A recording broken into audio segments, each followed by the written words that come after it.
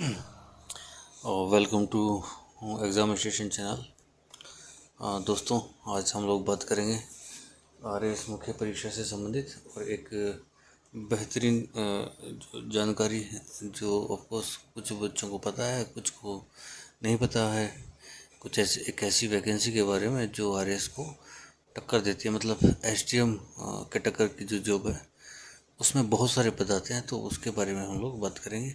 जो ईओआरओ की ईओ से भी अच्छी पोस्ट है, उसके संदर्भ में हम लोग बात करेंगे। और आरएस की जो नई भर्ती है उसके संबंध में भी हम लोग इसमें बात करेंगे। तो सबसे पहले तो मुख्य परीक्षा जो है वो स्थगित होगी या नहीं, उसके संबंध में बातचीत करने से पहले सबसे पहले ये गणना कर लेते हैं, एक बार इसकी बताते हैं कि ये जो नई भर्ती है ये आगे खिसक सकती है यार। इसकी जो सूचना है वो मैं आपको एग्जैक्ट सूचना मैं आपको ये जो अभी राजनीतिक मामला चल रहा है तो उसके स्थिति साफ होने के बाद मैं बता पाऊँगा। फिलहाल स्थिति क्या है? फिलहाल देखो, ये जो ऑफिशियल्स लोगों के थ्रू ही जो है हमारी जो सूचना जो है वो ये मान लीजिए अच्छी जगह पे पहुंच गई है, सही जगह पे। और इसी के साथ ये सूचना आरपीएससी के को भी एक इसी खबर है।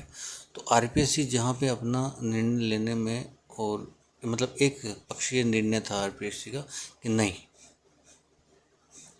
17-18 जून तो 17-18 जून, तो वो जो एक पक्ष है उसमें उस निर्णय में जो है मतलब डगमगा गई अब, है ना।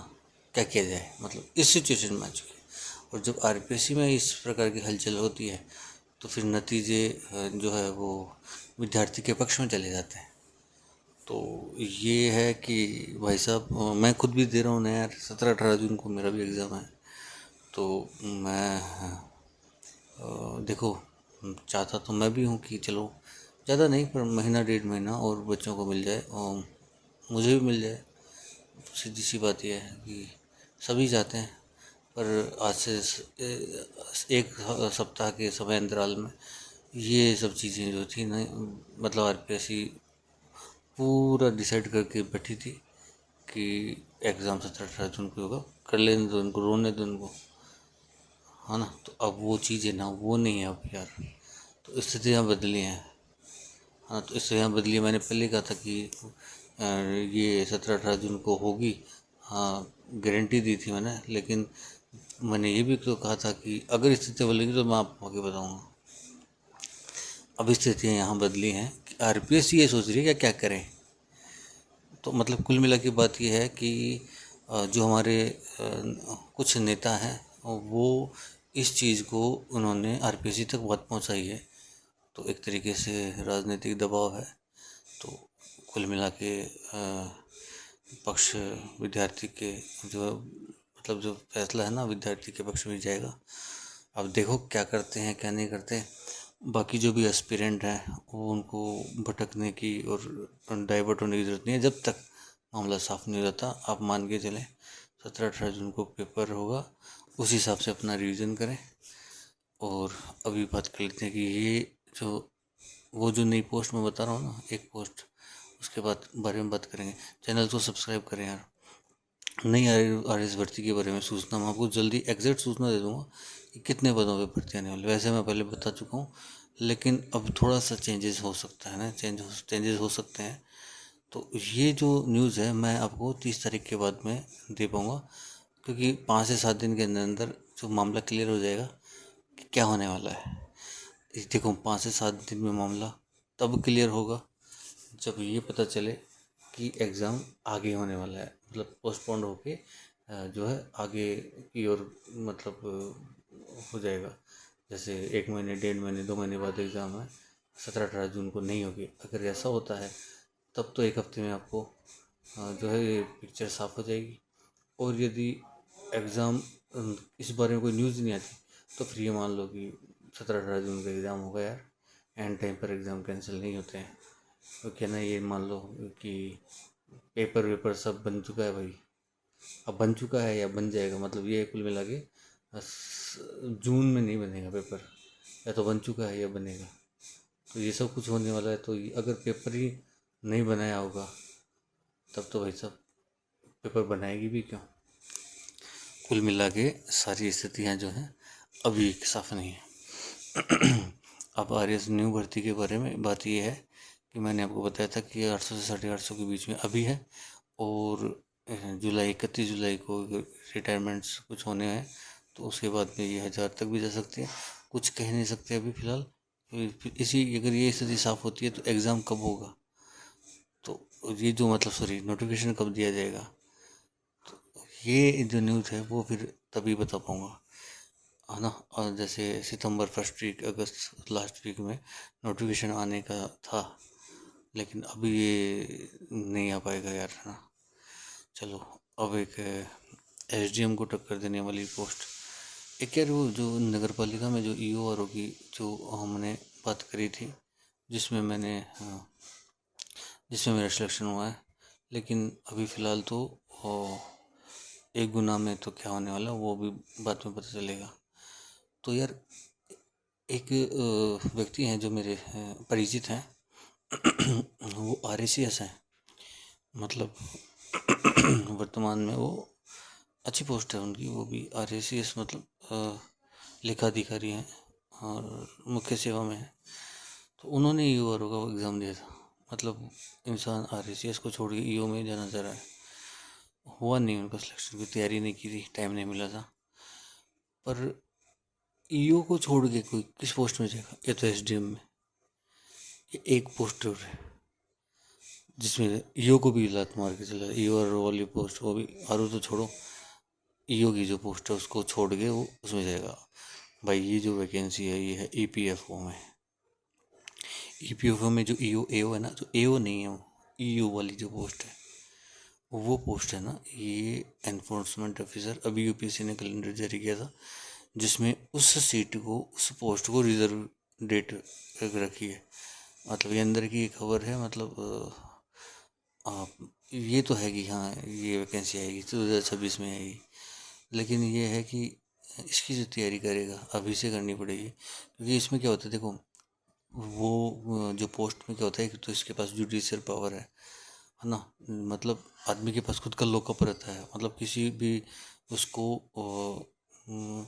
अंडर द रूल्स, हाँ, कोई अगर कोई ओवर रूल जाता है तो उसको पैसा बंद कर सकता है वो लॉकअप में। एक जिला होता है पूरा का पूरा उसके पास, उसके अंडर में कई बार तो दो दो जिले एक ही EO के पास होते हैं। एनफोर्समेंट ऑफिसर है ये, प्रवर्तन अधिकारी।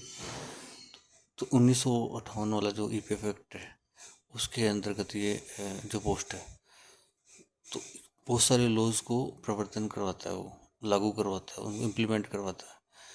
जैसे लेबर लॉ, फैक्ट्री एक्ट हो गया 1948, मैटरनिटी एक्ट 1961, है ना। उसके अलावा कार्यस्थल पर यौन उत्पीड़न, बाल श्रम, जो अधिक बाल श्रम का है, और बहुत सारे राइट्स को लेकर। उसके अलावा EPFO में प्रोविडेंट फंड एंड ग्रेचुइटीज एंड जो मिनिमम सैलरी, मिनिमम वेजेस, इसको लेकर जो है बहुत सारी मतलब वार्ड लगा के रख देता है। मतलब कोई संस्था है ना, वो अपने कर्मचारियों को सैलरी दे रही है, उसके अलावा वो रिकॉर्ड है जो सिर्फ कर्मचारी को पता है। एक वो जो अपने ऑफिस में रखती है ना, एक वो जो इन लोगों को दिखाती है, उसमें पकड़ते हैं, उसमें फिर सब कुछ। फिर अब एक भी संस्था ऐसी नहीं है जो मिनिमम, जैसे इनको छोड़ दो आप, इन्फोसिस है ना, ये रूल में काम करती है। उसके अलावा बड़ी बड़ी कई कंपनियां वो रूल्स में काम करती है, लेकिन जो छोटी छोटी है ना, जिनके कारण देश चल रहा है, मतलब अच्छी संस्थाएं जो इनके रूल्स को फॉलो करती हैं, वो मुट्ठी भर भी नहीं है यार। तो कुल मिला के फिर ये लोग क्या, इनको पैसे वैसे खिला के फिर ऐसे ऐसे वो तो सब होता ही है काम, ये करके काम चल रहा है देश में। क्योंकि बंद भी तो नहीं किया जा सकता ना यार, तो देश की अर्थव्यवस्था तो छोटे उद्योगों से, छोटे काम काजों से, छोटे उनसे तो टिकी हुई है, इनसे थोड़ी। ये बड़े लोगों का इतना रोल थोड़ी है यार। जैसे अभी मैं बताऊँ आपको, जैसे हमारे देश में, जैसे हम जो अंबानी है उनकी नेटवर्थ है 8 लाख करोड़। हमारे पूरे देश की अभी GDP इस साल बताई जा रही तो 324 लाख करोड़, 300 जो इसका मतलब $3.2 ट्रिलियन। तो इस जीडीपी के साथ में अगर ये देखा जाए, उसके 8 लाख, अरे उसकी पूरी 8 लाख करोड़ पूरी नेटवर्थ है उसकी, हमारी साल की है यार ये देश की। तो देश में पूरा पैसा कितना आ रहा है, कितना व्यापार है, कितना लोग है, लोगों के पास कितना सोना है, अगर इसको काउंट किया जाए, लोगों के पास कितनी संपत्ति है, परिसंपत्तियाँ कितनी हैं, अगर इन चीज़ों को देखा जाए तो ये जो बड़े लोग हैं वो मुट्ठी भर भी, मतलब मुट्ठी भर भी नहीं है। और ये जो है ये तो सब जब देखो यार सबको, इन लोगों का जो है ना, सब ये मान लो ऑडिटिंग करता है, बस रिपोर्ट नहीं देता, पूरी अकाउंटिंग चेक करेगा, पूरे लॉज चेक करेगा।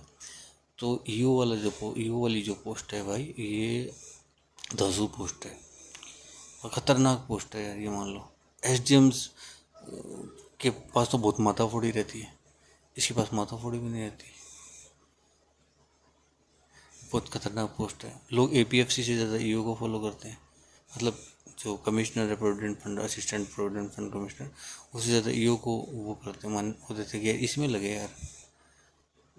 तो मतलब सही बताऊँ, ज़िंदगी का मज़ा है उसमें, दूसरी बात जिम्मेदारी भी है ना। और तो भाई ये पोस्ट है ना, ये वाली जो पोस्ट है, ये पोस्ट आपको कम से कम बिना तो अब की बार लगभग 570-580 के आसपास, 600 के आसपास आपको देखने को मिल सकती है। मतलब 550 से ऊपर देखने को मिलेगी, जैसे 10 ही पोस्ट ऊपर आए, लेकिन आपको ये पोस्ट देखने को मिलेगी। और रिजर्व डेट रखी है, अब की बार इनको देना था लेकिन नहीं दिया इन्होंने। पिछला भी मैंने पेपर दिया था, पिछला पेपर छोड़ के बाकी सारे पेपर इजी थे, इसमें कुछ नहीं आता। सिंपल से 120 क्वेश्चंस का पेपर आता है, 300 में, 300 नंबर में मार्किंग होती है, 120 क्वेश्चंस आते हैं ना टोटली। और सिंगल पेपर होता है, एक इंटरव्यू लगता है, हाँ सिंगल पेपर इंटरव्यू लगता है बस। और पर ये है कि इस बार जो टफ आया था पेपर, और ज़्यादा लोगों ने एग्ज़ाम भी नहीं दिया इसका।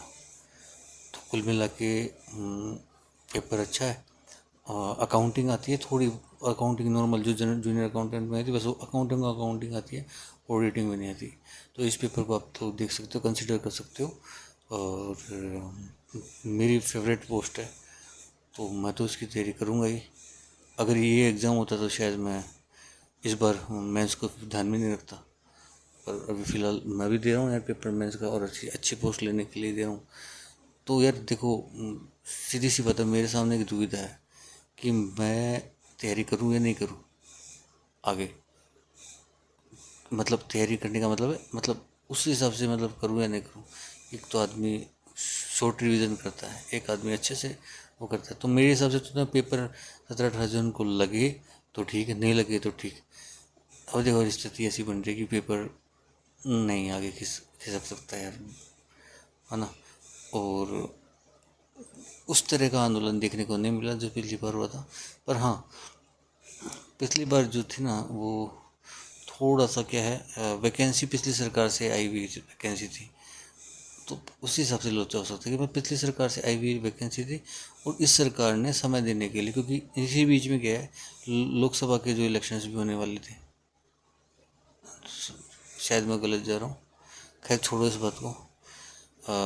भाई चैनल को सब्सक्राइब कर लो, और चैनल को सब्सक्राइब करो यार। देखो क्या है बात कि यार मुझे भी लगेगा यार कि आप लोग है ना सपोर्ट कर रहे हो। और दूसरी बात, मैं है ना कई वैकेंसियों में मैं जाके आया हूँ, मेरी थी भी नहीं। मतलब ऐसी वैकेंसी के लिए भी मैं है ना उन लोगों के साथ खड़े हो गया हूँ जिन लोगों से मेरा कोई नाता ही नहीं है, अपना टाइम खर्च करके। अभी मेरा एग्ज़ाम है, और आपको पता है कितना प्रेशर होता है इस एग्ज़ाम में। तो सारी चीज़ें साइड में रख के 1 महीने की छुट्टी ले रखी है, सारी चीज़ें छोड़ के मैं आपको वीडियो बना रहा हूँ, क्योंकि यार एक बनता है कि भाई हाँ, भाइयों के लिए कोशिश की जाए, है ना। बाकी सोर्सेज भी हैं, तो उनसे भी यही पता चल रहा है कि जो ये एग्ज़ाम है ना, ये भाई साहब आगे खिसक सकता है। तो देखो, जब तक स्थिति बिल्कुल क्लियर नहीं हो जाए, भाई यही मान के चलो 17-18 जून को एग्ज़ाम है, दिल्ली का जो है ना 1 से 2, जैसे कभी एक दिन में एथिक्स का और पब्लिक एड दोनों को निपटा दिया एक दिन में इसको, क्योंकि ये बड़े जो है ना वो क्वेश्चन वो पेपर है जिनमें मार्क्स सबसे ज़्यादा आते हैं, पब्लिक एड, एथिक्स और हिंदी, इनमें मार्क्स सबसे अच्छे आते हैं। तो इनको तो है ना, इनको तो ये मान लो कि एक दिन में पूरा एक दिन मांगती है हिंदी, जिसमें आधा दिन ग्रामर का ले जाता है, आधा दिन ग्रामर का पोर्शन ले जाता है, मतलब शॉर्ट रिविजन्स का जो करते हैं ना अपन, और बाकी का आधा दिन फिर वो बाकी का चीज़ें ले जाती हैं। तो एक दिन तो आपका हिंदी का लग गया। उसके अलावा आपका जो है एथिक्स और पब्लिक एड दोनों रिवीजन का अगर मोड पे हो तो दोनों एक दिन के काम है ना। और साइंस एक दिन का पूरा एक दिन साइंस खींचेगी, एक दिन पूरी इकोनॉमी की इको सर्वे इकोनॉमी खींचेगी। ऐसे करके आप 2 से 3 बार रिवीजन कर डालो 17-18 जून से पहले। हाँ, अगर ये स्थिति साफ हो जाती है 1 हफ्ते के अंदर तो फिर भाई साहब फिर तो खींचना ही है मामला, फिर तो मतलब आराम धीरे धीरे आराम से करते रहना, है ना। तो 17-18 जून से की न्यूज़ जितनी लेट आएगी उतना ये बेनिफिट है कि एक बार आदमी को फिर क्या आदमी थोड़ा सा आलस कर जाता है, धीरे धीरे धीरे के चक्कर में वो 1-2 दिन चलो आज यार यहाँ घूमे जाए, अभी तो 2 महीने बाद एग्ज़ाम है। तो विद्यार्थी तो समय खराब करता ही है, ये तो सार्वभौमिक सत्य है। विद्यार्थी को थोड़ा सा ढील दो तो वो तो फिर टाइम खराब करने में आगे रहता है। तो धन्यवाद भाइयों, फिर मिलते हैं।